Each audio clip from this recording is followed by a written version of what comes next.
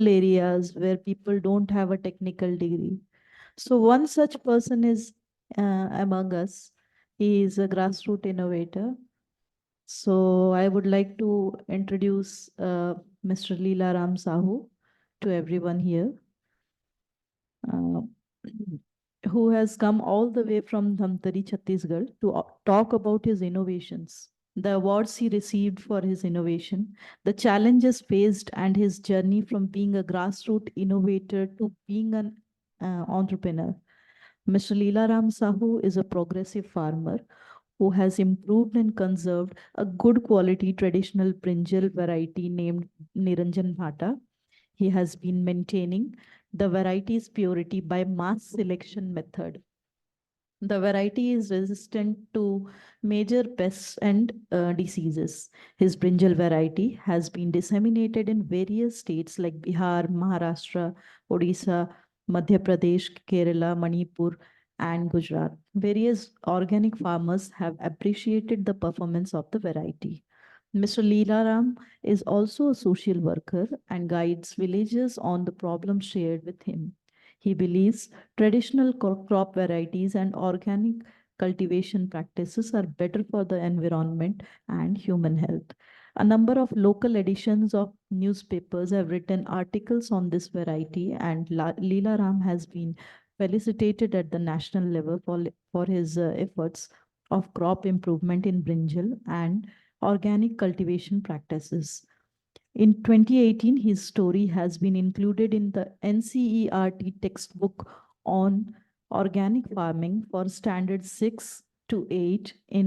In 2019, he has been awarded the Plant Genome Savior Award by the Protection of Plant Varieties and Farmers' Right Authority, New Delhi. He was awarded at the 7th National Grassroots Innovations and Traditional Knowledge Awards 2019 held at the Rashtrapati Bhavan. I would like to invite Mr. Leela Ram Sahu to come and speak about his plant variety.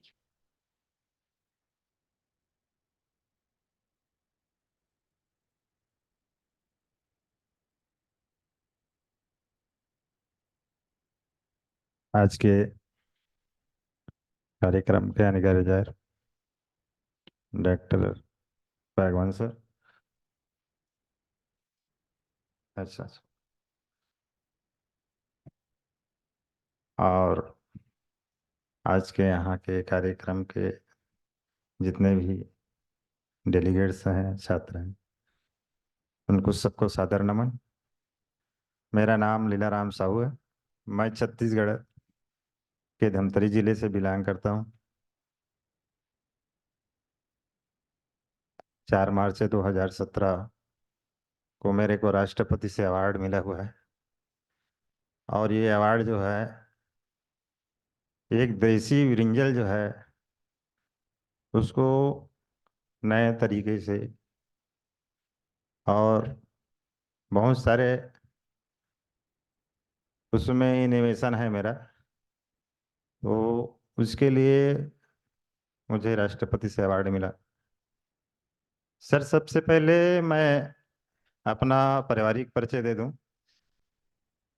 हम लोग 4 भाई 4 बहन होते हैं और उसमें से मैं दूसरे नंबर का हूँ। और पहले क्या था सर कि मेरे गांव में पानी की बहुत समस्या थी। नहर का टेल एरिया होता है और टेल एरिया में पानी पहुंचने में काफ़ी परेशानी होती है, तो सिंचाई के साधन नहीं थे। तो मैंने सबसे पहले एक पुरानी डीजल मशीन लिया। डीजल मशीन लेकर के मैंने खेती शुरू की। तो गांव में किसी का फसल नहीं हुआ, लेकिन मैं बहुत सारे राइस, चना, गेहूं और हमारे तरफ वो लाख होता है, लाखड़ी लाख। तो इस प्रकार से मैंने बहुत सारे फसल उत्पादन के। और बैगन, तो उस समय ट्रैक्टर वगैरह का समय नहीं था, तो मैं ट्रैक्टर के बजाय उस समय बैलगाड़ी था, तो बैलगाड़ी में भर के आसपास के बाजारों में बेचने ले जाता था। तो उससे हमारी आय अच्छी हुई, फिर हमने ट्रैक्टर भी खरीद लिया। आप ट्रैक्टर से उस समय क्या है कि आ, गांव में धान की मिसाई करने के लिए थ्रेसर वगैरह नहीं थे, तो ट्रैक्टर से मिसाई करते थे। तो उसके लिए गोठान बनाते थे। तो गोठान बनाते थे तो एक कुठार बनाते थे। तो कुठार बनाते छत्तीसगढ़ी में बोलते हैं ब्यारा। तो उस समय फिर हमने एक लेबर लिया, लेबलर। और लेबलर से फिर देखा कि इससे ब्यारा बन जाएगा, तो उसकी छुलाई की, घास वगैरह होते हैं उसके फिर बराबर किया। तो इस प्रकार से हमारा वो फिर कोई जो नया मॉडल का मशीन आता था उसको ले लेता था, जो कोई नहीं लेता था पहले उसको मैं ले लेता था। तो इस प्रकार से हमारा नया नया चीज में खोज करने का एक विचार आया। तो हम क्या है कि खेती का मूल मंत्र है, हमने देखा है बहुत सारे फर्टिलाइजर से भी खेती किया और पेस्टिसाइड से खेती किया। लेकिन पेस्टिसाइड से, फर्टिलाइजर से खेती करने में कुछ उपज ज्यादा होते हैं, नहीं होता ऐसी बात नहीं है, लेकिन उसमें खर्चा जो आता है। और दूसरी चीज, आप यूरिया डालते हैं तो ऊपर को कितना कार्बन दे रहे हैं, और आप ऑर्गेनिक चीज डालते हैं तो धरती माता को कितना कार्बन दे रहे हैं, ये समझ आता है। तो इस पर हमने विचार किया कि हमारी धरती अगर बंजर हो जाएगी और दिनों दिन जनसंख्या जब बढ़ रहा है, तो खेती में घर बन रहे हैं, मकान बन रहे हैं, फैक्ट्रियां लग रही, तो जमीन किसके पास ज्यादा बचेगा? जमीन ही खत्म हो जाएगी। आखिर 30 साल बाद में ऐसा होगा, 30 साल 40 साल बाद में, कि आदमी को अन्न के लिए पैसा लेकर के ऐसे लाइन लगा के खड़ा होना पड़ेगा। तो इस पर हमने सोच करके हमने ऑर्गेनिक खेती करना शुरू किया। ऑर्गेनिक खेती पर फिर मैंने सबसे पहले बैगन पे ही काम करना शुरू किया। बैगन जो एक मेरे पूर्वजों का पैतृक कहना चाहिए, व्यवसाय कहना चाहिए, साइड इनकम था। और ये कहना चाहिए सितंबर सितंबर के महीने में उसको लगाते थे, वो डुबान एरिया था। और उसमें फिर 4 महीने 6 महीने फसल निकाल लेते थे हमारे दादा परदादा लोग, पिताजी भी करते थे। और उसके बाद में वो जैसे अप्रैल मई आता था तो जमीन खाली कर देते, फिर बारिश में वो नाला नदी के किनारे डूब जाता था। तो ऐसा था। तो उसमें हमारे दादाजी पहले बैगन लगाते थे। अब बैगन लगाते थे तो सीड निकालते तो बैगन को ऐसे चाकू में, हंसिया, हम हंसिया बोलते हैं छत्तीसगढ़ में, पता नहीं है, सब्जी काटने का। तो उसमें काट काट करके उसको बीज निकालते थे जब बैगन पक जाता था। तो बैगन हमारे दादाजी के जमाने में कभी 2 किलो 3 किलो का बैगन होता था। लेकिन और उसमें पानी ज्यादा होता था, लोहे की मात्रा ज्यादा होती, आयरन की मात्रा ज्यादा होती थी। और उस समय जैसे मैं बाजार जाता था बेचने के लिए, तो बैगन ले लो करके किसी को बोलते, तो बोलते हैं कि नहीं, इसमें खुजली होता है, इसमें एलर्जी होता है, इसे फुंसी होता है। इस प्रकार से लेने वाला जो है बैगन के बारे में नाना प्रकार की बातें करता था। तो मैं बड़ा सोच में पड़ गया कि बैगन को इस प्रकार से इतना है दृष्टि। अन्य राज्यों में तो बैगन को अच्छे से बहुत चाव से खाते हैं, हमारे राज्य में इस प्रकार के बैगन के ऊपर ज्यादातर पढ़े लिखे लोग इतने है दृष्टि से देखते हैं बैगन को। तो मैंने फिर बैगन में काम करना शुरू किया। तो मैंने क्या किया कि जो बड़े बड़े बैगन थे, मोटा वाला, उसको निकाल दिया, उसको निकाल दिया, पतला वाला बैगन रखा। दूसरी चीज की बैगन जो ज्यादा वजन था, वजन होने के कारण उसमें पानी ज्यादा होता है। और जो बीज को अगर निकालते समय बीज को अगर हम वो लोहे के औजार से काटते हैं तो उसमें आयरन की मात्रा लगती है। तो ये मैंने सोचा। दूसरी चीज ये सब अलग कर दिया। फिर सबसे जो बड़ा बैगन आया, सबसे बड़ा बैगन आया तो उसके सीड को रखा मैं। फिर दूसरे साल फिर जो पेड़ में बड़ा बैगन आया उसका लगा रखा सीड। तो ऐसा करते करते मेरा 7-8 साल में मेरे बैगन की लंबाई है 2 फीट, 2.25 फीट लंबा हो गया। और भाई साहब मैं अभी बता दूं कि मैंने तो ज्यादा पढ़ाई नहीं की है। मैं 7वीं 8वीं तक ही पढ़ा हूँ। और यहाँ तो आप सभी लोग साइंटिस्ट हैं और कॉलेज के विद्यार्थी हैं। तो मैं आप लोगों के बीच में बात जरूर रहा हूँ। हो सकता है आप लोगों को आ, पसंद आए ना पसंद आए, लेकिन मैंने वही काम किया। दूसरी चीज इसकी गुणवत्ता बढ़ाना है, तो मैंने उसमें घी डाला, शहद डाला, हल्दी डाला, गौमूत्र डाले, मठा डाले। इस प्रकार से मैंने उस सीड को उपचार भी किया उससे, और उसके पेड़ में स्प्रे भी किया, जमीन में भी डाला। तो मेरा जो बैगन है आज, जैसे हमारे देश के मणिपुर है, केरला है, कर्नाटक है, महाराष्ट्र है, मध्य प्रदेश है, गुजरात है, राजस्थान है और यूपी है, ये सभी राज्यों में जैसे टेस्ट करवाया गया है एनआईएफ के द्वारा। तो ये सफल रूप से जितने भी हमारे बैगन को खाए हैं, उसने ये नहीं कहा कि बैगन कड़वा है ऐसा।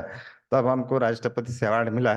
दूसरी चीज मैं बता दूं कि मेरा कभी किसी फंक्शन में जाने का, या तो जैसे कहीं प्रदर्शनी लगता है वहां जाने का, ऐसा नहीं था।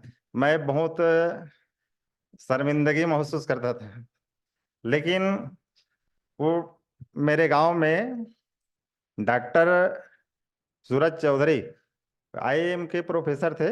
और नहीं, आईआईएम के नहीं, क्या बोलते हैं वो, कहना नहीं नहीं वो, नहीं नहीं उसके प्रोफेसर नहीं थे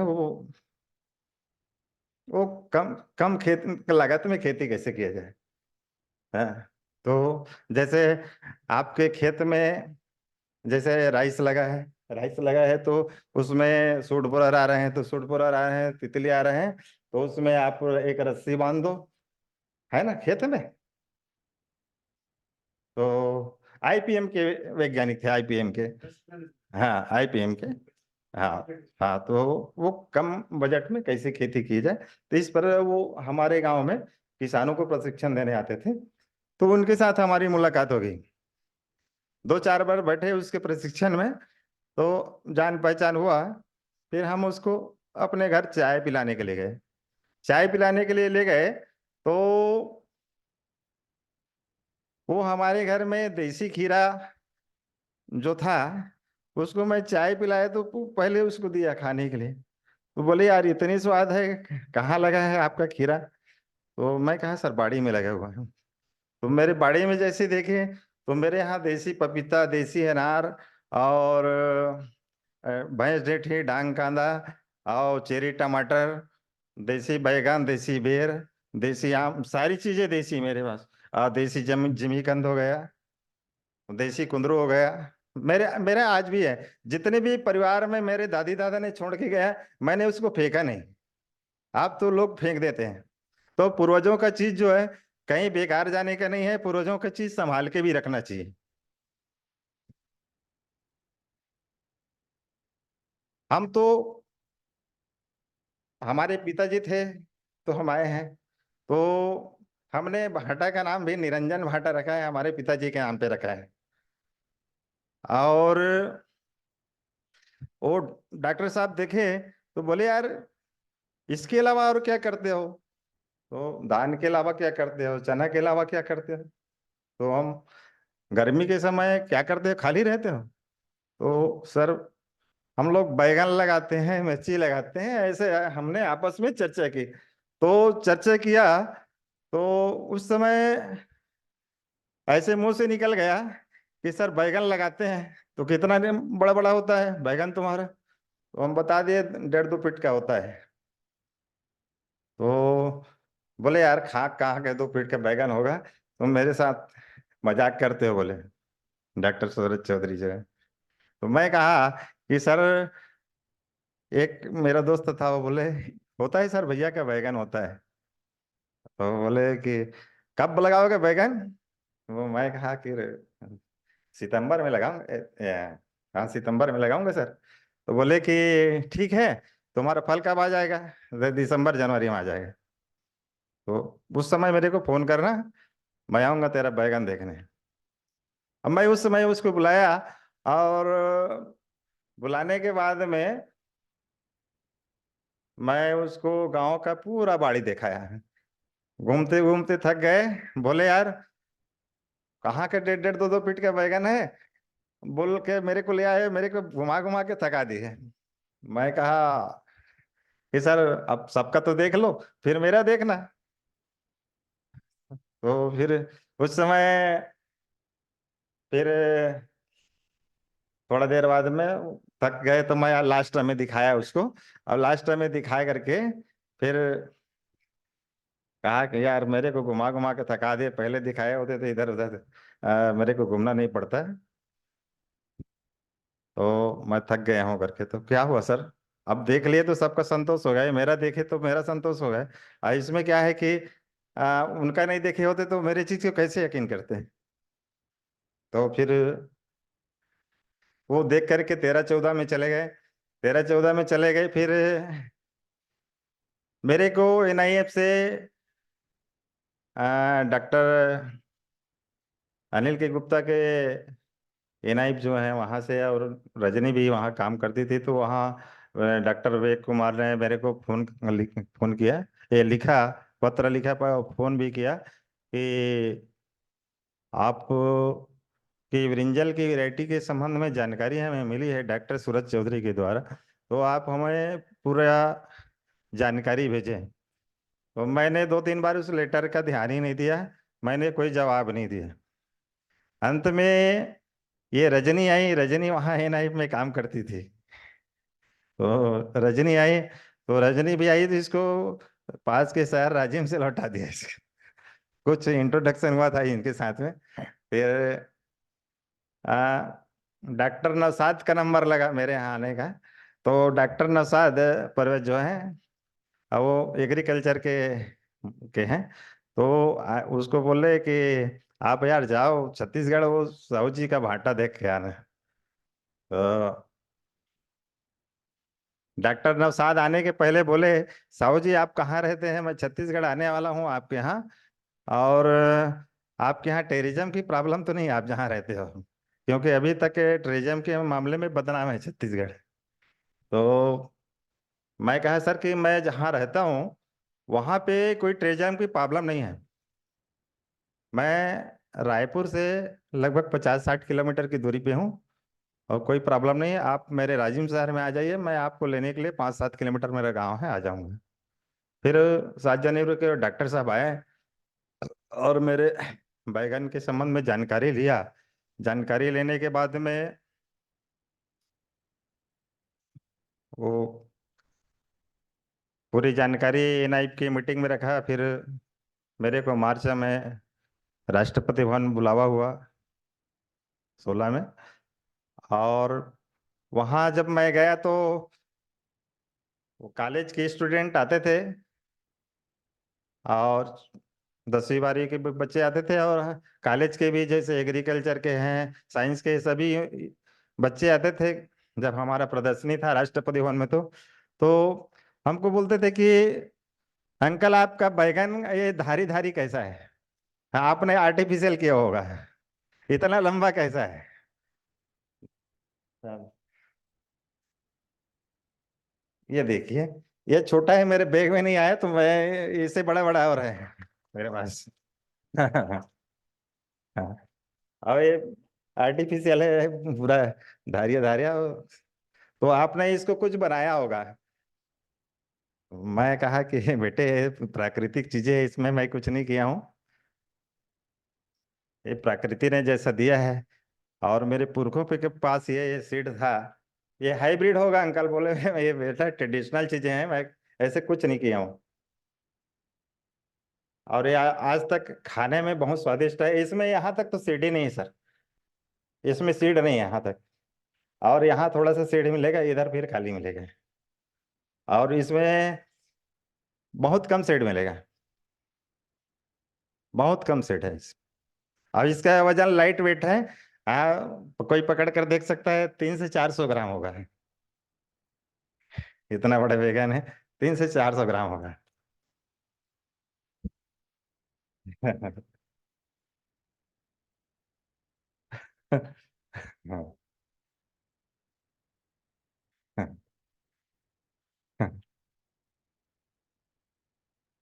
बिल्कुल सॉफ्ट है सर।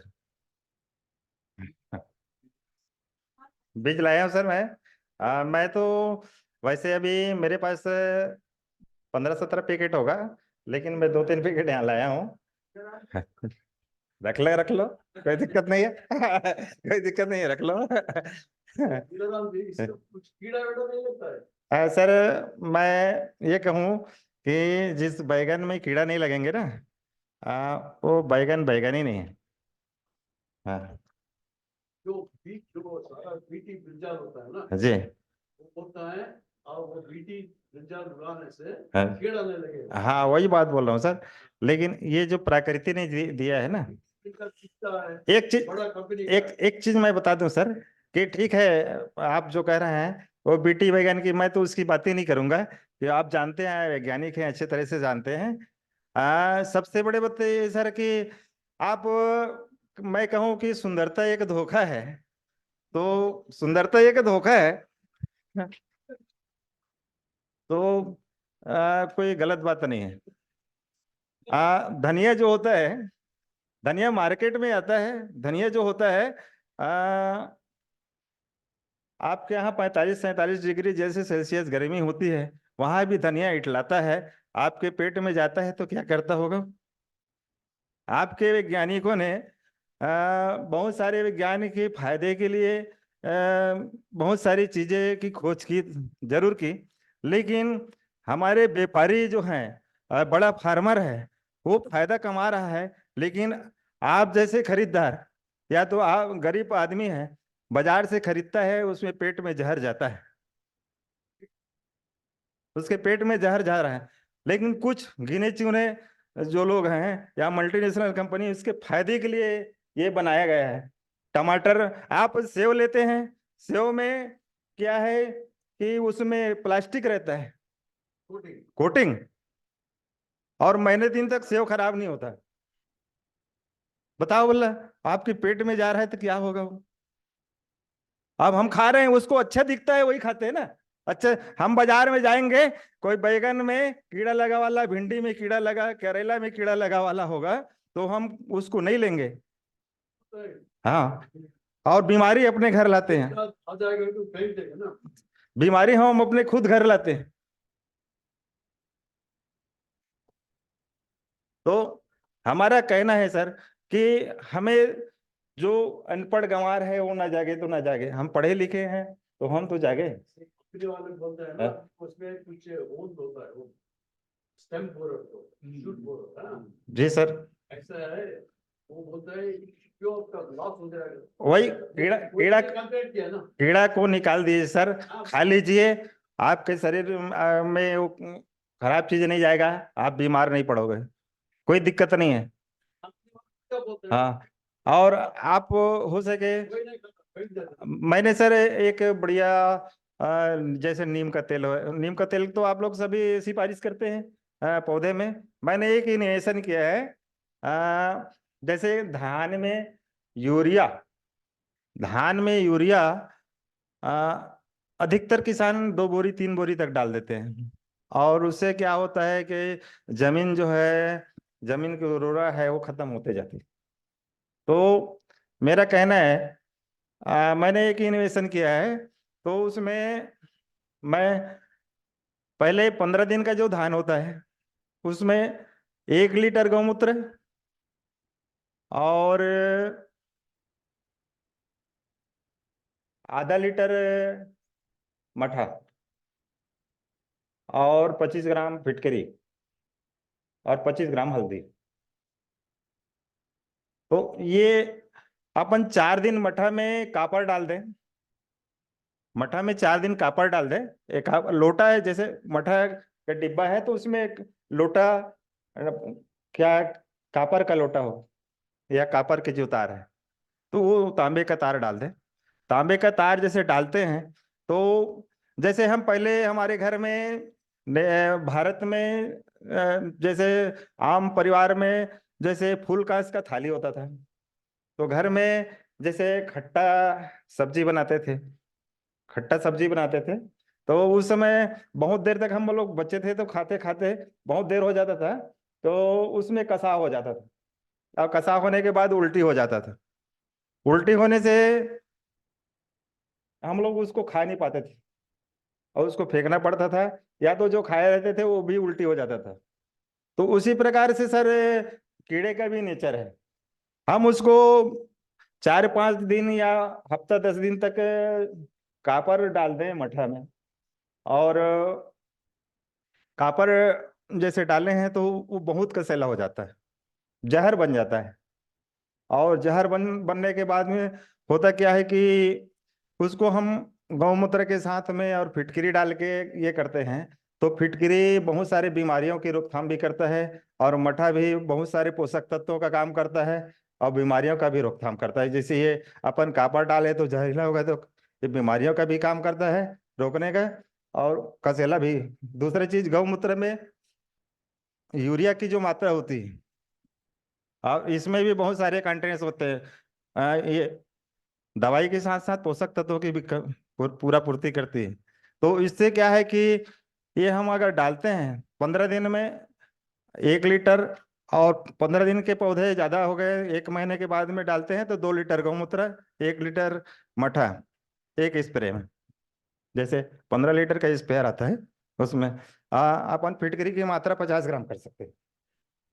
तो ऐसा करने से हमारा क्या है, पौधा जो होता है भरपूर रूप से, किसी प्रकार की उसमें खाद डालने की जरूरत नहीं पड़ेगी, भरपूर रूप से हरा भरा रहेगा, ना किसी प्रकार की बीमारी आएगी। तो ये हम जैसे हमारा 120 से 150 दिन का धान हो गया, तो उसमें 40 दिन 50 दिन का धान है, तो हम बिल्कुल उसमें 3 से 4 बार कर सकते हैं।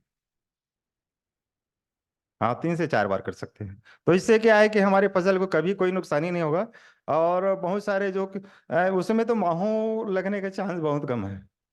हाँ, अब बीच में जैसे अपन निमास्त्र है और तंबाकू वगैरह के ये भी कर सकते हैं, लेकिन अपन पूरी फसल बचा सकते हैं। थोड़ी सी अपन को मेहनत या देखभाल की जरूरत पड़ती है। तो हमारा ये नहीं सर। दूसरी चीज है हमारा सर, बीज पे है। बीज पे जैसे हमने धान के बीजों, हमारा तो मुख्य काम धान का काम है, तो हम धान के बीज में किसान, आप जैसे साइंटिस्ट लोग बोलते हैं कि आपका बीडर सीड हो गया और न्यूक्लियर सीड हो गया, बीडर सीड हो गया, और फिर प्रमाणित बीज हो गया, है ना।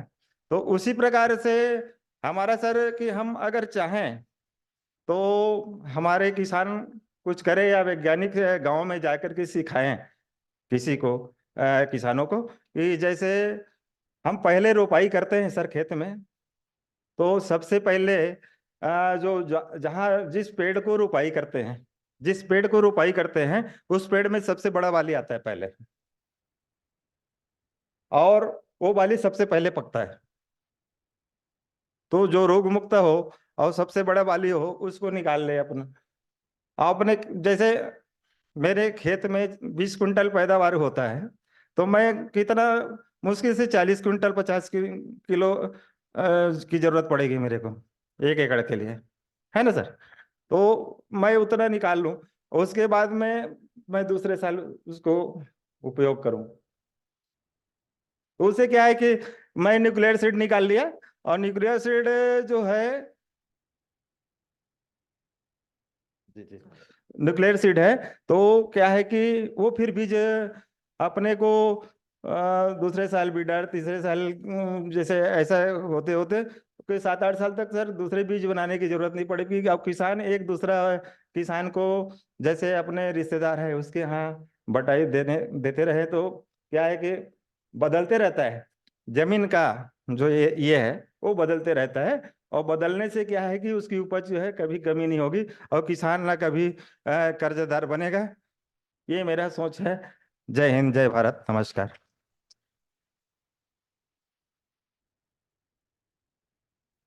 सो बिकॉज लीलाराम जी हिंदी समझते हैं, तो बहुत बहुत धन्यवाद लीलाराम जी आपको इतने दूर से यहाँ तक आने के लिए और अपनी सारी एक्सपीरियंसेस, अपने अनुभवों को हमारे साथ बांटने के लिए बहुत बहुत धन्यवाद। Now I would